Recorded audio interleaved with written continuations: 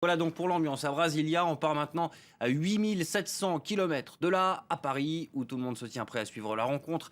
Certains vont même tenter de sortir du travail en avance pour pouvoir suivre ce match à la maison, mais aussi dans les bars de Paris, comme dans le quartier de la rue Oberkampf, où l'on retrouve Florent Rodeau.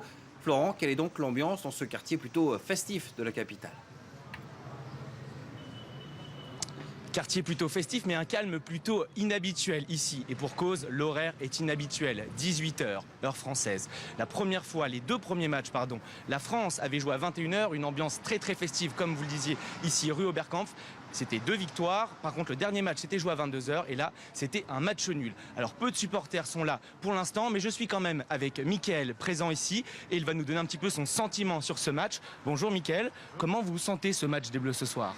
Je le sens plutôt bien, je suis assez confiant par rapport au premier tour. On a quand même maîtrisé le sujet et je pense que contre Nigeria, malgré qu'ils sont une très bonne équipe, on va les battre. Je pense 2-1. 2-1, quels sont les buteurs vous pensez? Benzema qui est en pleine forme et Matuidi. Et de quoi avez-vous peur chez ces Nigérians justement? Leur gardien, Leur gardien qui joue en France, Vincent Enyama. qui joue à Lille tout à fait, qui s'il est dans un bon jour, il peut tout arrêter et c'est ça qui me fait peur. Mais sinon je suis confiant quand même. Mais vous êtes quand même confiant. Bon, les supporters de la France sont confiants.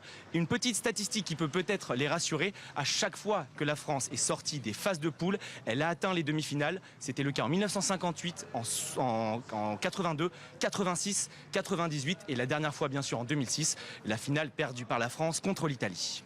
Merci beaucoup Florent Rodeau. Et ce bar évidemment... Juste pour terminer, ce bar-là, évidemment, des supporters algériens vont venir après pour suivre le match. Évidemment, on me retrouvera sur l'antenne de France 24. Oui, merci Florent. Vous voyez les deux drapeaux d'ailleurs derrière nous, et voilà qui nous emmène en Algérie pour l'autre